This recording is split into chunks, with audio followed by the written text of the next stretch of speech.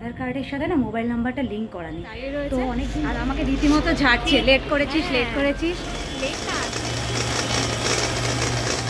আমার এই গাছটা দেখো, এইটা কিন্তু খুব সুন্দর হয়েছে। তো অ্যাকচুয়ালি এরকম অনেকগুলো টি শার্ট বিক্রি হয়েছিল, আমার আরেকটাও ভীষণ পছন্দ হয়েছিল, তো আমি দেখো এইটা কিনেছি, এই কালারটা।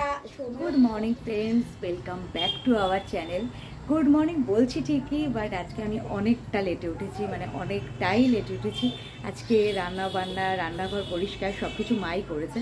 তার কারণ কি বলতো, হ্যাঁ কালকে একটু কাজের প্রেশার, কালকে না টানা কদিন ধরেই যাচ্ছে কাজের প্রেশার, বাট হ্যাঁ কালকেও প্রেশারটা একটু বেশিই ছিল। তো কালকে যাই না কেন, কোনো কারণে মানে কি বলতো হয় না, একদিন ঘুম আসতে চায় না। আর দোষ আমারও ছিল, প্রথম দিকে একটা ওই যে ডকুমেন্টারি যেটা হয়েছে না, হইচইতে বেরিয়েছে রবিনসন হুডের, তো ওই ডকুমেন্টারিটা দেখছিলাম। তো দেখতে দেখতে না ঘুম যাও একটু পেয়েছিল, সেটা কেটে গেছে। তো যা হয়, ঘুম তো তারপরে আর হয়নি সারা রাত। আর তারপরে সকালবেলা অ্যালার্মের মনে অ্যালার্ম বেজে গেছে, আমি কিছু টেরই পাইনি।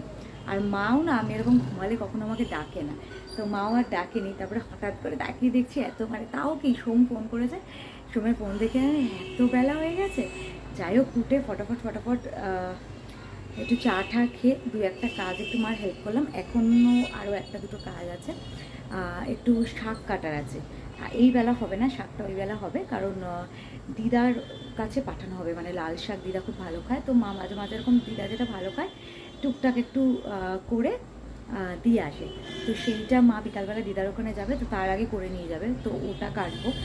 আর হালকা একটু ডাস্টিং ফাস্টিং কিছু হালকা ফুলকা করবো। আজকে আর বেশি চাপ নেব না, কেন বলো তো, অলরেডি তো বেলা হয়েই গেছে। প্লাস আজকে একটুখানি দুপুরে বেরোনোরও আছে, কোথায় যাব কি সেটা তো পরেই তোমাদের বলবো। তো আজকে আর খুব বেশি চাপ নেব না, চলো ব্লগ তো এইভাবে শুরু করলাম, দেখা যাক।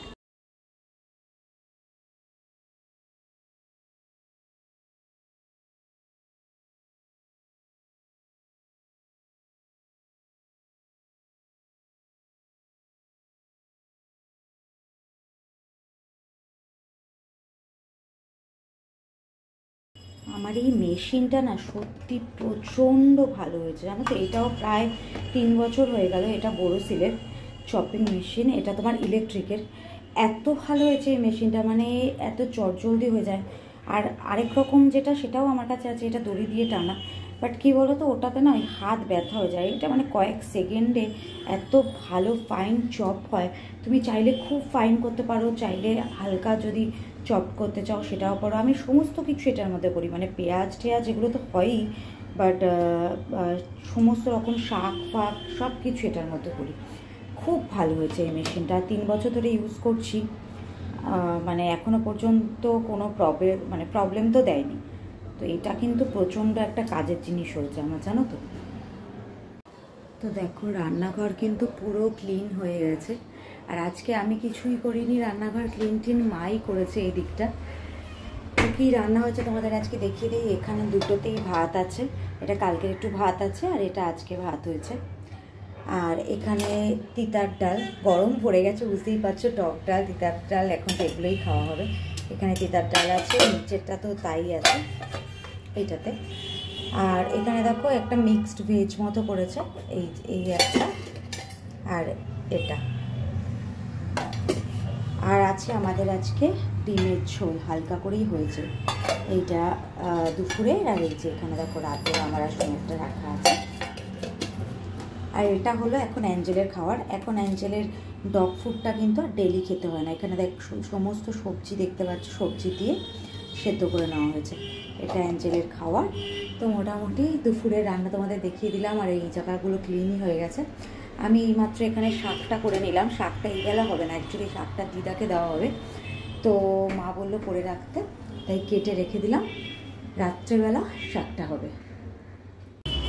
আমার এই গাছটা দেখো, মানে এই জায়গাটা মরে যাচ্ছিল, এইটা মরতে মরতে গাছটা এখন পুরো দেখো মরে মরে এই একটা ডাল আর এই একটা ডালে অবশিষ্ট হয়েছে। মানে এখন গরম আসছে, যা বুঝতে পারছি এইটুকু, মানে গরম আসছে কি এসেই গেছে, এইটুকু আর মনে হয় না বাঁচাতে পারবো। আর এইটা তো অনেক আগেই মরে গেছিলো, এই একটাই বেঁচে আছে। এই গাছটা খুব ভালোভাবে আছে, এই গাছটা, তারপরে এইটাও ভালো হয়েছে, এটাও ভালো আছে, কিন্তু এইটা মানে এত সুন্দর ছিল লিপস্টিক এই গাছটার নাম, তো ভীষণই খারাপ লাগছে, বাট কিছু করার নেই। আর এখানে জানো দুটো বড় স্নেক প্ল্যান্ট ছিল যেটা মরে গেছিলো, তো এই আরেকটা উঠেছে, এটা হবে। তো পরে ইচ্ছা আছে ভালো করে করার, বাট এখন গরমকাল তো এখন কোনো গাছ করে নষ্ট হলেও মানে এখন গাছ করাটাও খুব ডিফিকাল্ট এই গরমের মধ্যে। আমার এই গাছটা দেখো, এইটা কিন্তু খুব সুন্দর হয়েছে, বাবু ট্রিটা। আমার আগেরটা তো অনেক বছরই ছিল, তারপরে আস্তে আস্তে নষ্ট হয়ে গেছিলো। তারপরে এই গাছটা রিম্পি এনে দিয়েছিল গালিফ স্ট্রিট থেকে।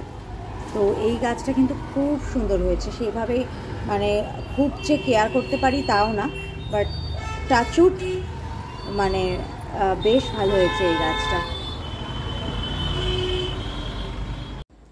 তোমাদের গাছগুলো দেখালাম না, সত্যি কথা বলতে দেখলেই গাছগুলোর কি অবস্থা, মানে আগে যে পরিমাণে সবকটা গাছ পারফেক্ট ছিল, কিছু গাছ এদিক ওদিক হয়ে গেছে। এবার ইচ্ছা তো করে যে এই গাছটা নিয়ে আসি, ওই গাছটা নিয়ে আসি, মানে অনেক কিছু গাছ দেখলেই ইচ্ছা করে, বাট সত্যি বলতে এখন গাছ আনছি না। তার দুটো রিজন। ফার্স্ট অফ অল বুঝতেই পারছো গরম তো অলরেডি পড়ে গেছে, আরও গরম পড়বে, আর এবছর তো শুনছি আরও পড়বে। তো এত গরমে যেই গাছই আনি সেই গাছটা মানে নষ্ট হওয়ার চান্সই বেশি, মানে বাঁচিয়ে রাখাটা খুব চাপ হয়ে যায়। ফার্স্ট অফ অল আগে থেকে যে গাছ রইলো ঠিক আছে, বাট নতুন করে একটা গাছ এনে সেই গাছটা রিপোর্টিং করে কতটা কি করতে পারবো জানি না। আর সেকেন্ড কথা হলো এই জায়গায় যে আমি যেভাবে করেছিলাম যে পরপরগুলো গাছগুলো থাকতো, এটা কতটা কি রাখতে পারবো সেটা নিয়ে আমাদের এখন একটা প্ল্যান চলছে। তো সেটা এখন তোমাদের আর কিছু বলছি না, কারণ এখন আমি জানি না কি হবে না হবে। তো এই জন্যেও না কিছুটা আমি এখন গাছ করছি না। যদি এটা এখানে না রাখতে পারি তাহলে আবার মানে গাছের প্ল্যানটা অন্যরকম হবে, যে কোথায় কি রাখবো, এবং সেক্ষেত্রে অন্য গাছ আনা হবে। তো এইসব বিভিন্ন কারণে এখন আর সেভাবে গাছ করে উঠতে পারছি না। এই হলো ব্যাপার। এখন মোটামুটি এই যে এইসব জায়গাগুলো দেখতেই পাচ্ছ ডাস্টিং ফাস্টিং হয়ে গেছে, ডাইনিংও ডাস্টিং কমপ্লিট। এখন আমি স্নানে যাব। অ্যাকচুয়ালি ভাবছি স্নানে যাওয়ার আগে অ্যাঞ্জেলটাকে খাইয়ে রেখেই যাই, কারণ অলরেডি মানে 1টা বেজে গেছে, তো ওরও খিদে পেয়ে যায়। তো ওকে এখন খাইয়ে রেখে তারপর স্নানে যাব। আর বললামও তোমাদের দুপুরে এক জায়গায় বেরোনো আছে।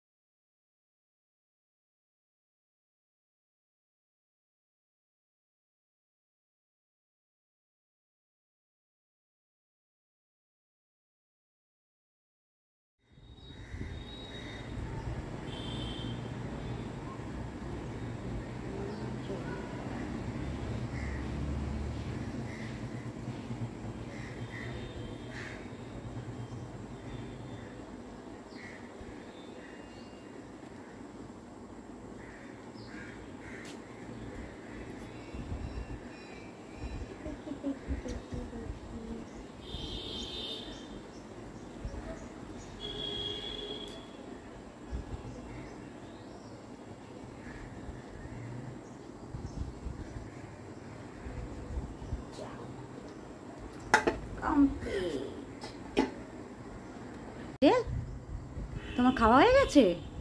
খাওয়া কমপ্লিট? পেট ভর্তি তোমার?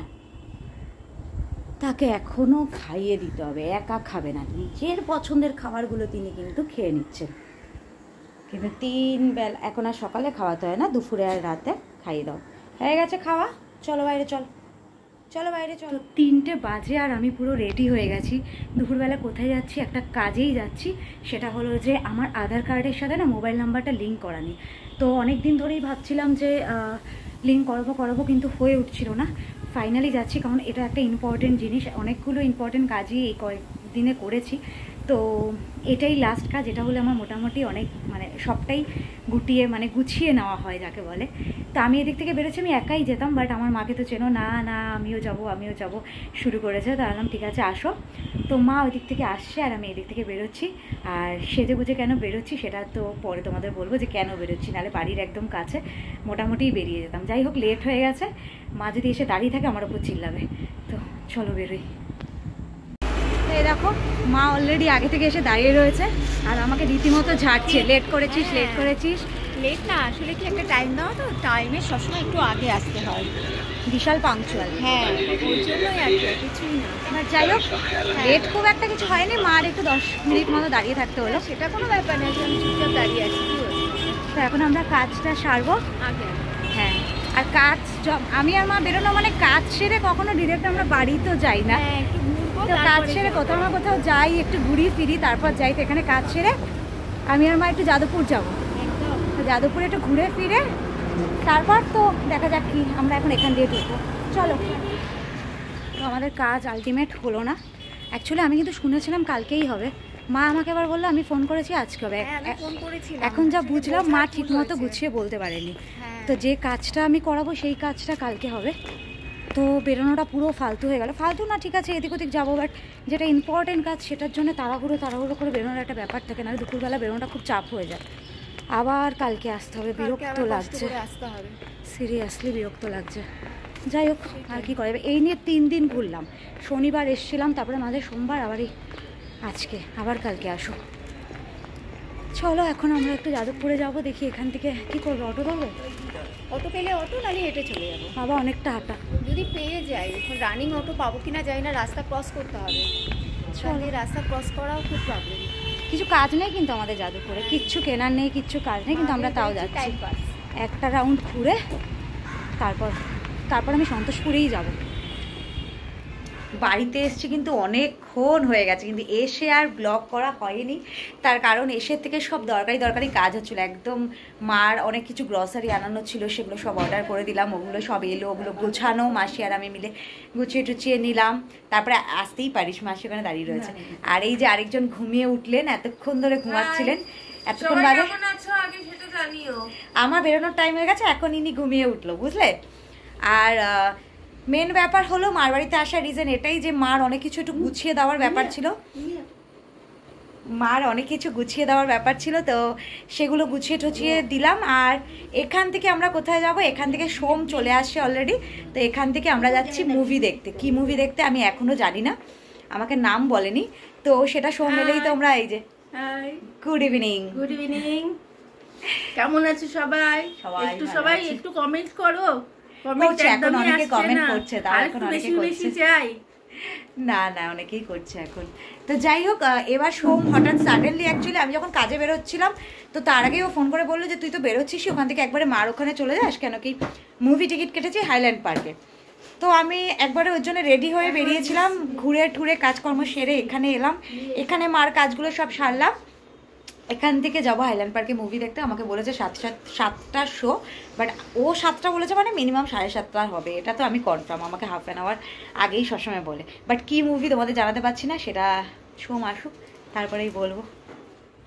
তো তোমাদের যেমন বলছিলাম যে আমরা যাদবপুরে যাবো, বাট আমাদের কেনাকাটার কিচ্ছু নেই। হ্যাঁ সেরকম কিছু ছিল না, আমার ফাউন্ডেশনটা ফুরিয়ে গেছিলো, তো ওটা কেনার ছিল, আর মার টুকটাক 2-1টা জিনিস কেনার ছিল। আমি একটা জিনিস শুধু কিনেছি, সেটা হলো দেখো এই টি শার্টটা কিনেছি।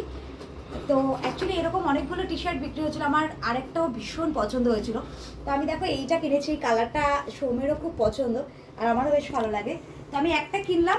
তো দেখি এটা পরে যদি কোয়ালিটিটা ভালো লাগে তাহলে আরেকটা কিনবো, বেশ ভালো লেগেছে এগুলো, তো এটা তোমাদের দেখিয়ে দিলাম। আর এখন আবার সৌমেলে তোমাদের সাথে কথা হবে।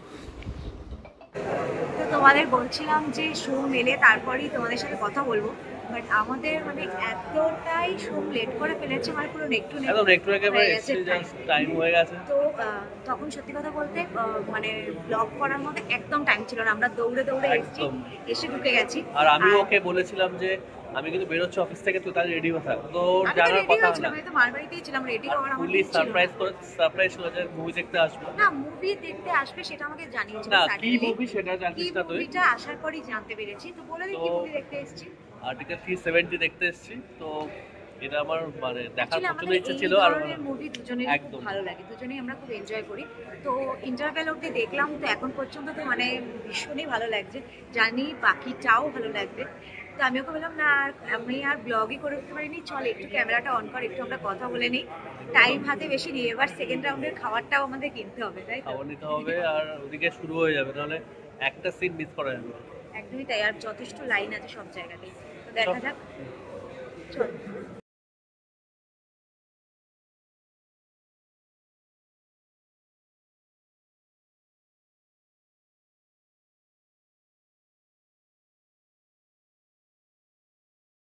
তো আজকে ব্লগটা এখানেই এন্ড করছি, তোমাদের সঙ্গে দেখা হবে আবার নেক্সট ব্লগে খুব তাড়াতাড়ি। তো এখানে গুড নাইট করছি, ইপসিতা কাজে আছে তো আসতে পারছে না এই মুহূর্তে। তো তোমাদের সঙ্গে এখানে গুড নাইট। যারা দেখছো ব্লগটা তারা শেয়ার করো, আর যদি ভালো লেগে থাকে ব্লগটা তাহলে লাইক করো, আর অবশ্যই কমেন্ট করো, আর আমাদের সঙ্গে সাথে থেকো। চলো টাটা, গুড নাইট।